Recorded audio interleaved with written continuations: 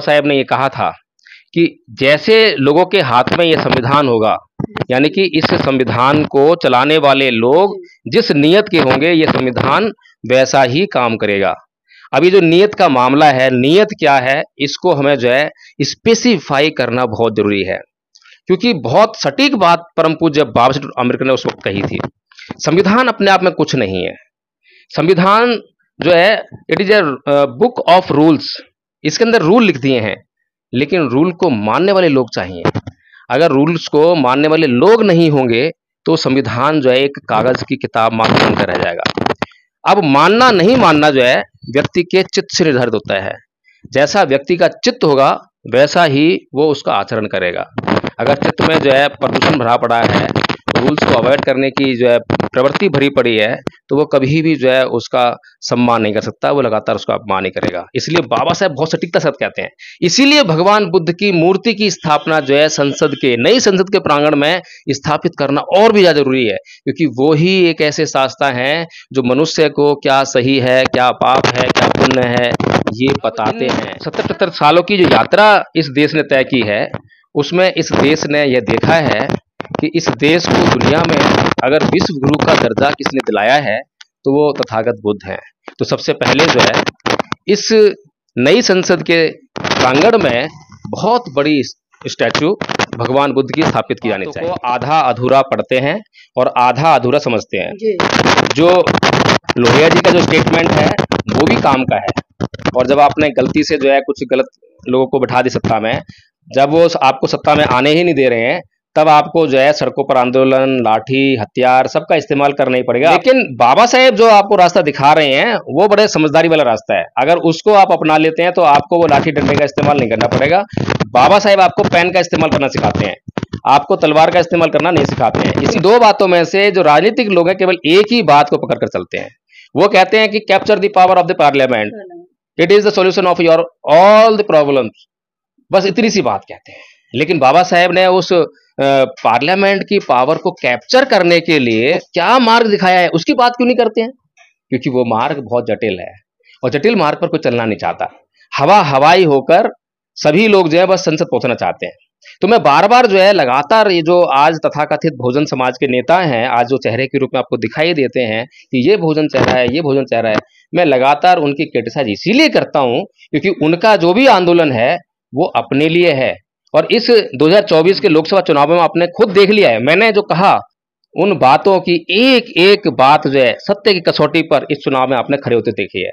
भानु प्रताप जी सपा के पास टिकट लेने गए, टिकट डॉक्टर रितु पहले कांग्रेस के पास गई, आम आदमी पार्टी के पास भी गई, फिर जो है उनको सपा से टिकट लेकर चुनाव लड़ा। महमूद प्राचार्य जी जो है निर्दलीय चुनाव लड़े हैं।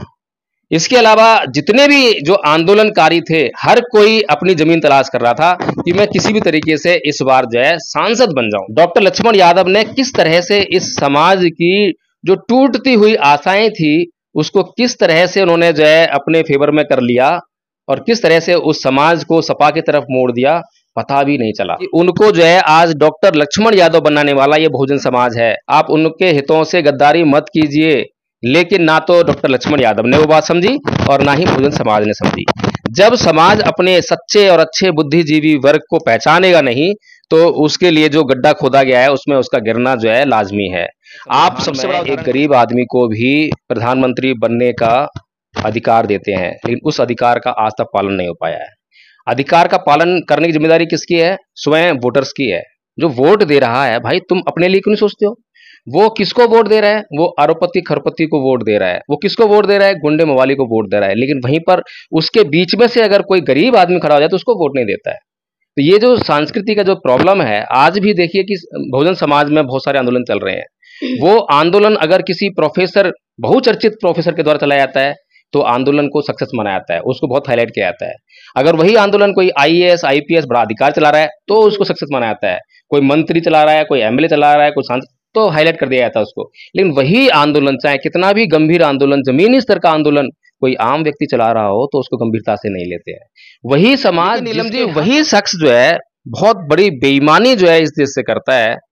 पूरे जीवन भर अहिंसा अहिंसा और अहिंसा, अपना पूरा जीवन अहिंसा जी रहा है, लेकिन अंतिम समय में जब मरने का समय आया तो हे राम, मैं जानना चाहता हूं कि राम ने जो है अपनी पूरी जिंदगी में ऐसा कौन सा काम जो है अहिंसा से किया जिसके कारण महात्मा गांधी हे राम कहकर मरते हैं। और वास्तव में वो सच्चे देशभक्त होते तो निश्चित तौर पर वो हे बुद्ध, हे महावीर कहकर ही मरते, क्योंकि अहिंसा के लिए अगर पूरी दुनिया में कोई जाना जाता है तो बुद्ध और महावीर से बढ़कर कौन जाना जाता है।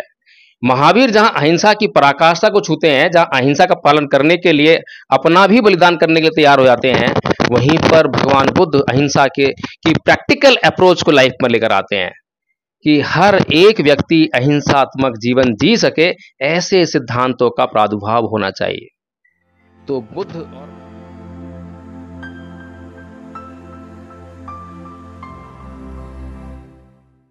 नमस्कार, आप देख रहे हैं एनबी न्यूज 24x7 नीलम बोध के साथ। साथ ही सोशल मीडिया पर एक खबर बहुत तेजी से फैल रही है। जिस दिन से मेन स्ट्रीम मीडिया पर देखा कि पुरानी संसद में से परम पूज्य बाबा साहब की मूर्ति, राष्ट्रपिता ज्योतिबा फूले जी की मूर्ति, महात्मा गांधी की मूर्ति और छत्रपति साहू जी महाराज जी की मूर्ति हटाई गई है, तब से बहुजन समाज के लोगों में कहीं ना कहीं आक्रोश है और बहुजन समाज के तमाम नेता इसको लेकर आक्रोश प्रदर्शन कर रहे हैं और कहीं ना कहीं ये भी दावा कर रहे हैं कि अगर किसी और विचारधारा के खिलाफ या अन्य किसी व्यक्ति के खिलाफ कुछ कह दिया जाए तो लोगों की भावना बहुत जल्दी से आहत हो जाती है, लेकिन जब विश्व रत्न परम पूज्य बाबा साहब की मूर्ति संसद से हटाई जाती है तो कहीं ना कहीं इस देश के लोगों को या जो सत्ताधारी लोग हैं उनको एक ख्याल रखना चाहिए कि इस देश में बहुत बड़ा तबका ऐसा है जो परम पूज्य बाबा साहब का अनुयायी है, उनका मान सम्मान करता है और उनको आदर्श के तौर पर मानता है।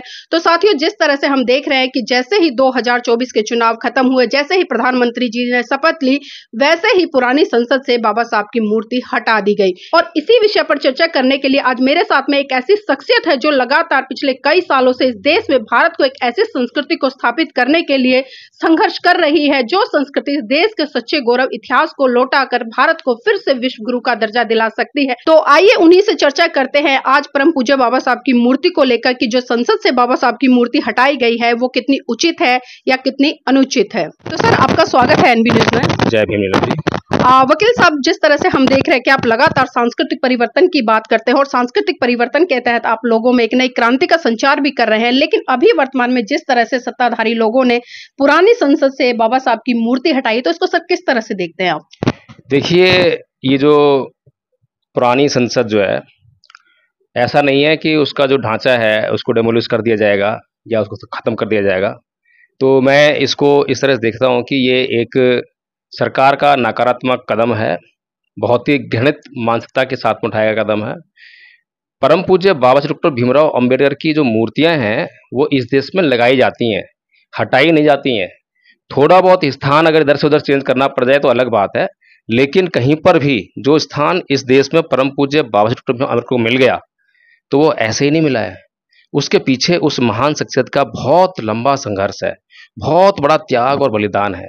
उसके बाद उस महान शख्सियत को ये स्थान इस देश में मिला है। तो पुरानी संसद में जो कि अब उसको जो है एक म्यूजियम के तौर पर जो है सरकार काम में लेकर आने वाली है, तो वहाँ पर जो है परम पूज्य अम्बेडकर की जो मूर्ति है वो बहुत ही उपयुक्तता के साथ में वहाँ पर देखी जानी चाहिए थी। वहाँ पर जितने भी लोग उस म्यूजियम में आते तो उनको जो है पता लगता कि ये जो महान शख्सियत जिसकी मूर्ति लगी है, इसके काम क्या है, इस देश के लिए क्या किया है उसने। तो इसलिए नीलम जी, एक घृणित मानसिकता के साथ में सरकार ने यह कदम उठाया है और अब बहुजन समाज के लोगों को डबल मांग करनी चाहिए। डबल क्या, वैसे तो विशुद्ध रूप से ये मांग करनी चाहिए, उचित मांग है कि जो मूर्ति जहां पर लगी थी उसको वहां पर पुनर्स्थापित किया जाए। पहली मांग ये होनी चाहिए, या उसका जो मुख्य द्वार है पुरानी संसद का जो है उस पर उसको स्थापित किया जाए, तो ताकि जो लोग भी वहां से एंट्री करें पहली दृष्टि जो है परम पूज्य बाबा साहब अम्बेडकर के ऊपर उनकी पड़नी चाहिए, उनकी मूर्ति पड़नी चाहिए। दूसरी मांग मेरी नीलम जी ये है कि जो नई संसद है, नई संसद बहुत महत्वपूर्ण है। नई संसद की स्थापना तक इस देश ने लंबी यात्रा से जो है गुजर कर आया है। ये देश इसने बहुत से चेहरों को देखा है, अपने इतिहास में झांक कर भी देखा है। जो चीजें इतिहास में छुप गई थी वो भी निकलकर बाहर आई और एक अवलोकन करने का मौका मिला है। इन 70-75 सालों में इस देश को कौन महानतम शख्सियत है इस बात को जानने का भी मौका मिला है। अब ऐसा समय नहीं है कि जो 1950 के समय था, 1947 के समय था कि उस समय जो कांग्रेस ने कह दिया बस वही बात चलती थी, वही सब लोग जो है उसको फॉलो करने जाते थे। अंधभक्ति एक तरह से जो है कांग्रेस के प्रति जो है लोगों की थी, कि वो आज़ादी के आंदोलन को लीड कर रही थी। लेकिन अब इन 70-75 सालों की जो यात्रा इस देश ने तय की है, उसमें इस देश ने यह देखा है कि इस देश को दुनिया में अगर विश्व गुरु का दर्जा किसने दिलाया है, तो वो तथागत बुद्ध हैं। तो सबसे पहले जो है इस नई संसद के प्रांगण में बहुत बड़ी स्टैचू भगवान बुद्ध की स्थापित की जानी चाहिए। अब कुछ लोग जो है उनको धर्म से जोड़कर देखेंगे कि भाई ये तो धार्मिक गुरु हैं, धर्म के शास्ता हैं, अगर इनकी लगाओगे तो फिर जो है और धर्मों की मूर्ति भी लगेंगी। लेकिन मैं ये बता दूं कि भगवान बुद्ध का इन संप्रदायों से, जिनको ये लोग धर्म कहते हैं, अधर्म के नाम पर धर्म का नाम लेते हैं, भगवान बुद्ध का एकमात्र ऐसा रास्ता है जो किसी संप्रदाय के लिए नहीं है, किसी वर्ग के लिए नहीं है, किसी जाति के लिए नहीं है। यदि विश्व का जो है कोई भी अपने आप को जो रिलीजन कहते हैं, धर्म कहते हैं, संप्रदाय कहते हैं, अगर वो अपने नियमों को भगवान बुद्ध के समकक्ष बैठाकर दिखा दे, या ये बता दे कि जो उनके नियम है वो प्राकृतिक हैं, प्रकृति से निकाले हुए नियम के समान हैं, तो मैं ये बात मानने के लिए तैयार हो सकता हूँ। लेकिन नीलम जी, मैं बता दूं कि बाबा साहब डॉक्टर भीमराव अम्बेडकर की एक स्टेटमेंट थी जो कि संसद में उन्होंने दी, जब उनसे ये पूछा गया कि ये संविधान जो है कैसा है। बाबा साहब ने ये कहा था कि जैसे लोगों के हाथ में ये संविधान होगा, यानी कि इस संविधान को चलाने वाले लोग जिस नीयत के होंगे, ये संविधान वैसा ही काम करेगा। अब ये जो नीयत का मामला है, नीयत क्या है, इसको हमें जो है स्पेसिफाई करना बहुत जरूरी है, क्योंकि बहुत सटीक बात परम पूज्य बाबा साहब अम्बेडकर ने उस वक्त कही थी। संविधान अपने आप में कुछ नहीं है। संविधान जो है it is a book of rules, इसके अंदर रूल लिख दिए हैं, लेकिन रूल को मानने वाले लोग चाहिए। अगर रूल्स को मानने वाले लोग नहीं होंगे तो संविधान जो है एक कागज की किताब मात्र बनकर रह जाएगा। अब मानना नहीं मानना जो है व्यक्ति के चित्त से निर्धारित होता है। जैसा व्यक्ति का चित्त होगा वैसा ही वो उसका आचरण करेगा। अगर चित्त में जो है प्रदूषण भरा पड़ा है, रूल्स को अवॉइड करने की जो है प्रवृत्ति भरी पड़ी है, तो वो कभी भी जो है उसका सम्मान नहीं कर सकता, वो लगातार उसका अपमान ही करेगा। इसलिए बाबा साहब बहुत सटीकता से कहते हैं। इसीलिए भगवान बुद्ध की मूर्ति की स्थापना जो है संसद के, नई संसद के प्रांगण में स्थापित करना और भी ज्यादा जरूरी है, क्योंकि वो ही एक ऐसे शास्त्र हैं जो मनुष्य को क्या सही है, क्या पाप है, क्या पुण्य है, ये बताते हैं। सर, आप बुद्ध की मूर्ति की बात कर रहे हैं कि नई संसद भवन में महाकारुणिक तथागत बुद्ध की प्रतिमा है, उसकी स्थापना होनी चाहिए, और दूसरी तरफ बाबा साहब की बात करें, और अगर हम देखें वर्तमान में जिस तरह से पुरानी संसद से बाबा साहब की मूर्ति हटा दी गई है, गांधी जी की मूर्ति हटा दी गई है, छत्रपति साहू जी की मूर्ति हटा दी गई है, और यहाँ तक कि राष्ट्रपिता ज्योतिबा फूले जी की मूर्ति है। मतलब चारों का अगर हम बात करें, इस देश में काफी बड़ा एक तरह से सामाजिक क्रांति इन लोगों ने जगाई है इस देश में। लेकिन आखिर ऐसी क्या विडंबना है, या क्या मजबूरी है, या क्या डर है इन तीनों चारों नेताओं से कि आज की जो सत्ताधारी सरकार है वो इतनी घबरा गई कि पुरानी संसद में भी इन लोगों को मतलब देख नहीं पा रही इनकी मूर्तियों को। देखिए, एक संस्कृति है मानो, एक संस्कृति है जानो। तो जो परम पूज्य बाबा साहब डॉक्टर भीमराव अम्बेडकर ने जिस संस्कृति विचारा किया, यानी कि समर संस्कृति, भगवान बुद्ध की संस्कृति, ज्योतिबा फूले की विचारधारा, छत्रपति साहू जी महाराज की विचारधारा, ये वो विचारधारा है जो कि जानने के लिए कहती है, जांचने के लिए कहती है। मानो मत, मानने से पहले थोड़ा कष्ट उठाओ, थोड़ा देख लो कि क्या सही है क्या गलत है। और मैं चैलेंज करता हूं नीलम जी, बिल्कुल चैलेंज करता हूं। वहीं से महात्मा गांधी की मूर्ति भी हटाई गई है। मैं हालांकि महात्मा गांधी की मूर्ति के इतना पक्ष में नहीं हूं, हालांकि मैं उनका सम्मान इसलिए करता हूं क्योंकि इस समय में जहां पर कि चारों तरफ दुनिया में जो है हिंसा का तांडव मचा हुआ है, हिंसा के सिवाय मनुष्य अहिंसा की तरफ सोच भी नहीं पाता है, महात्मा गांधी जी ने प्रैक्टिकली कुछ हद तक जो है अहिंसा का पालन करके दिखाया, लोगों को दिखाया कि अहिंसा के साथ में भी जीवन जिया जा सकता है, और एक साधारण नहीं बल्कि एक उच्च जीवन जिया जा सकता है। ये इसलिए जो है वो इस समय के एक प्रेरणा स्रोत हो सकते हैं अहिंसा के सिद्धांत के लिए। लेकिन नीलम जी, वही शख्स जो है बहुत बड़ी बेईमानी जो है इस देश से करता है, पूरे जीवन भर अहिंसा अहिंसा और अहिंसा, अपना पूरा जीवन अहिंसा जी रहा है, लेकिन अंतिम समय में जब मरने का समय आया तो हे राम, मैं जानना चाहता हूं कि राम ने जो है अपनी पूरी जिंदगी में ऐसा कौन सा काम जो है अहिंसा से किया जिसके कारण महात्मा गांधी हे राम कहकर मरते हैं। अगर वो इस देश के इतिहास से, अगर उनको इस देश के इतिहास की अच्छी और सच्ची जानकारी होती और वास्तव में वो सच्चे देशभक्त होते, तो निश्चित तौर पर वो हे बुद्ध, हे महावीर कहकर ही मरते। क्योंकि अहिंसा के लिए अगर पूरी दुनिया में कोई जाना जाता है तो बुद्ध और महावीर से बढ़कर कौन जाना जाता है। महावीर जहां अहिंसा की पराकाष्ठा को छूते हैं, जहां अहिंसा का पालन करने के लिए अपना भी बलिदान करने के लिए तैयार हो जाते हैं, वहीं पर भगवान बुद्ध अहिंसा के की प्रैक्टिकल अप्रोच को लाइफ में लेकर आते हैं कि हर एक व्यक्ति अहिंसात्मक जीवन जी सके, ऐसे सिद्धांतों का प्रादुर्भाव होना चाहिए। तो बुद्ध और महावीर से अहिंसा के मामले में कौन महत्वपूर्ण हो सकता है, लेकिन अगर कोई व्यक्ति करता कुछ और है, कहता कुछ और है, तो यानी कि वो देश के साथ में इंसाफ नहीं कर रहा है, देश को गुमराह कर रहा है। लेकिन सर कांग्रेस पार्टी के आइकॉन है वो, और आज भी भारत देश का बहुत बड़ा तबका है वो उनका सम्मान करता है और स्कूलों में भी उन्हें पढ़ाया जाता है, जबकि आज हम देख रहे हैं कि बाबा साहब तक को मतलब स्कूलों की किताबों से हटाने का काम किया है। लेकिन अभी वर्तमान में सर जो सवाल बहुत बड़ा खड़ा है, क्योंकि कांग्रेस पार्टी कैसी है जो कि महात्मा गांधी जी को अपना आइकॉन मानती है, और दूसरी तरफ हम देखते हैं कि स्कूलों में भी आज भी अहिंसा के रूप में महात्मा गांधी जी को स्कूलों में पढ़ाया जाता है, जबकि परम पूज्य बाबा साहब को आज हम देख रहे हैं धीरे धीरे करके किताबों से भी गायब कर दिया गया है। और राष्ट्रपिता ज्योतिबा फूले जी की तो क्या बात करें, उनको तो मतलब चर्चा भी नहीं करते हैं।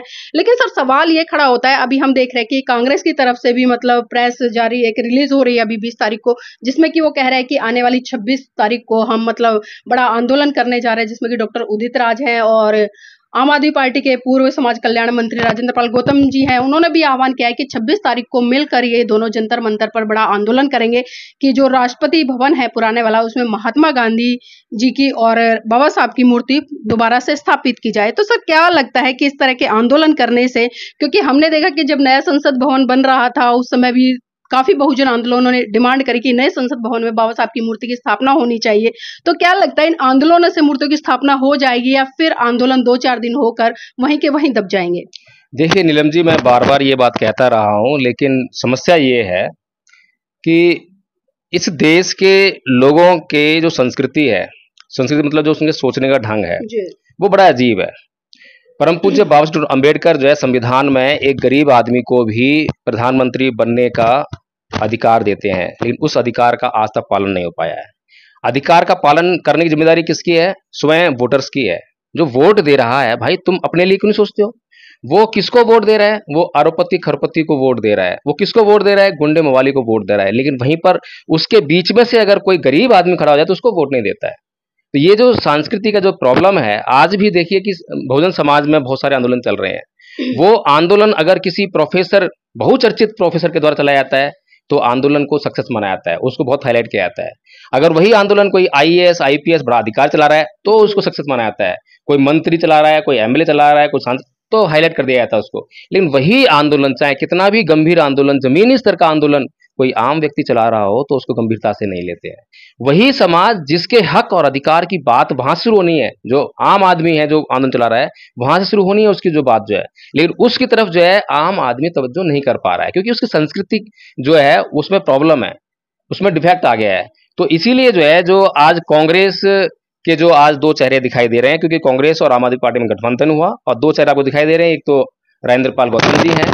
बहुत से लोगों ने 22 प्रतिज्ञा के आधार पर ये देखा होगा, अभी हम नागपुर में गए थे तो लोग कह रहे थे उन्होंने त्याग पत्र दे दिया आम आदमी पार्टी से। त्याग पत्र नहीं दिया है, बल्कि जो है अब गठबंधन हो गया है और कांग्रेस और आम आदमी गठबंधन है। तो एक तरफ उदित राज जो है दलितों का चेहरा, एक तरफ जो है ये राजेंद्र पाल गौतम जी दलितों का चेहरा। अब दोनों की समाज में क्या भूमिका है? अब ये दोनों जो समाज में जो भी आंदोलन करेंगे उसमें जो समाज इकट्ठा होगा, उस समाज को, इकट्ठा हुए समाज को वो किस दिशा में लेकर जाएंगे।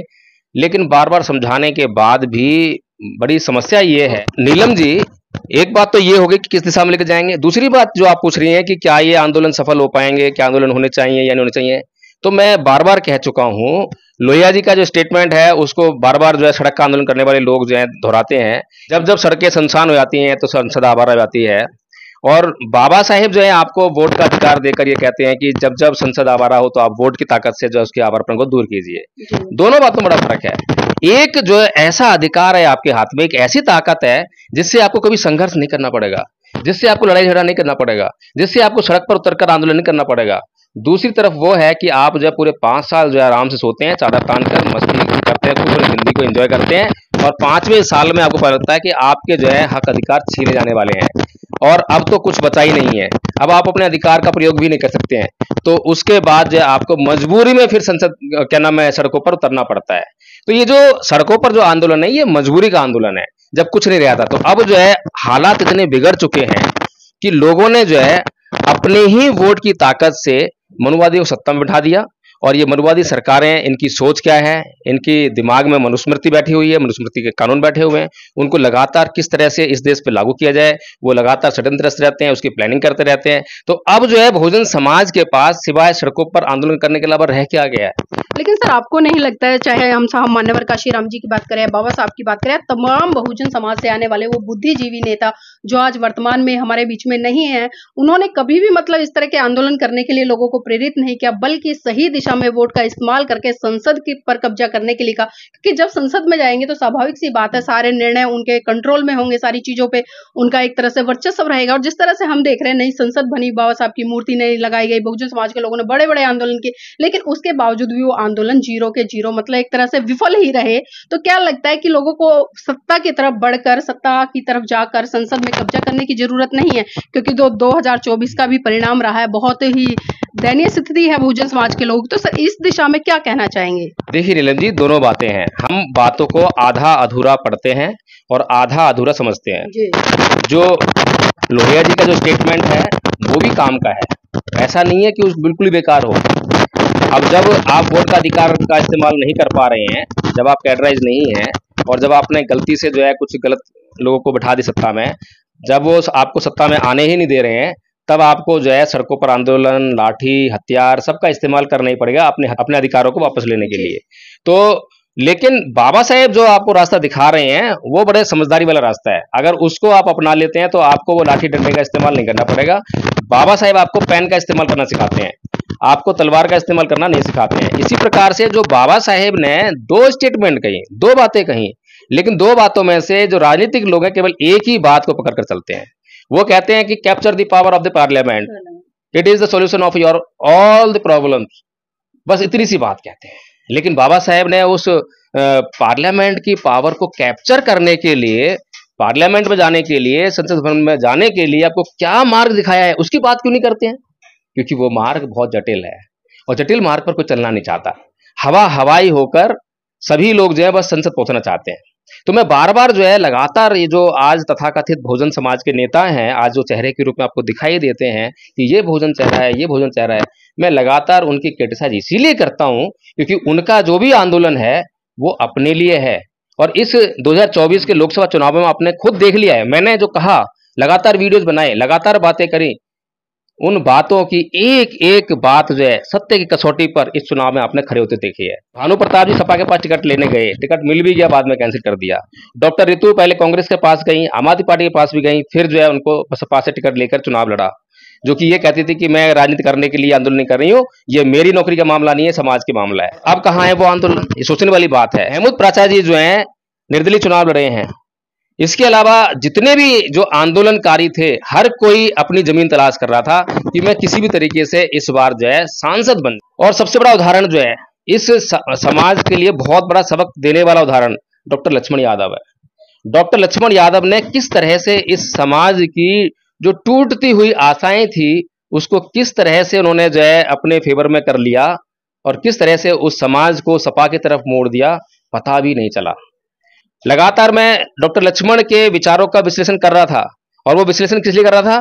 ताकि इस बहुजन समाज को मार्गदर्शन मिले और डॉक्टर लक्ष्मण यादव को भी एक मार्गदर्शन प्राप्त हो कि उनको जो है आज डॉक्टर लक्ष्मण यादव बनाने वाला ये बहुजन समाज है। आप उनके हितों से मत खेलिए, आप उनके हितों से गद्दारी मत कीजिए। लेकिन ना तो डॉक्टर लक्ष्मण यादव ने वो बात समझी और ना ही बहुजन समाज ने समझी। जब समाज अपने सच्चे और अच्छे बुद्धिजीवी वर्ग को पहचानेगा नहीं तो उसके लिए जो गड्ढा खोदा गया है उसमें उसका गिरना जो है लाजमी है। आप सबसे बड़ा उदाहरण देख सकती हैं, मैं कभी भी जो है जो बातें कहता हूं, मैं किसी का विश्लेषण कर रहा हूं, उस विश्लेषण में किसी आलोचना हो रही है तो मैं कभी ऐसा नहीं है कि जब सामने पड़ जाएगा तो मैं घबरा जाऊंगा। अगर मैं झूठ बोलूंगा तो घबरा जाऊंगा, अगर सच बोल रहा हूं, सच्चा विश्लेषण है तो मैं कभी भी ये लोग जब मेरे सामने आते हैं तो मैं वैसे ही सामान्य तौर पे मिलता हूँ जैसे हमेशा मिलता हूँ। तो इसीलिए अभी आपने एक और उदाहरण देखा, महेंद्र पाल गौतम जी का उदाहरण देखा आपने जो है कि किस तरीके से जो है उनके ऊपर तो बड़ा सदमा है। आज बहुजन समाज जांच नहीं कर पा रहा है, चेक नहीं कर पा रहा है। अभी अभी जो है आम आदमी पार्टी के एक मंत्री ने, समाज कल्याण मंत्री, जिनको कि राजेंद्र पाल गौतम जी के बाद उनको मंत्री बनाया गया, उनका पद दिया गया, उन्होंने अभी भी इस्तीफा दिया है, राजकुमार आनंद जी। तो राजकुमार आनंद जी ने इस्तीफा दिया तो खाली इस्तीफा नहीं दिया है, उन्होंने विश्लेषण किया है कि ये जो केजरीवाल जी हैं ये एक जातिवादी व्यक्ति हैं, इनके भीतर जो है जातिवाद कुट के भरा पड़ा है। यही केजरीवाल जी जब गुजरात चुनाव में क्या बोल रहे हैं कि करेंसी पर जो है लक्ष्मी और गणेश का, नोटों पर लक्ष्मी और गणेश की तस्वीर आनी चाहिए, ये वही केजरीवाल थे। ये वही केजरीवाल हैं जो आरक्षण को बोलते हैं कि आर्थिक आधार पर आरक्षण होना चाहिए। तो इसलिए नीलम जी, सिर्फ आंदोलन करते रहने से इस समाज का भला होने वाला नहीं है। इस समाज के लिए सच्चे अर्थों में और गहराई से जाकर काम करने की जरूरत है। और आज हमें अपनी को प्लानिंग की जरूरत नहीं है, प्लानिंग जो है पहले से ही बाबा साहब के द्वारा की जा चुकी है। मान्यवर साहेब कांसीराम जी ने वो मार्ग भी दिखा दिया है, बस उस प्लानिंग को समझने की जरूरत है और उस मार्ग को जानने की जरूरत है।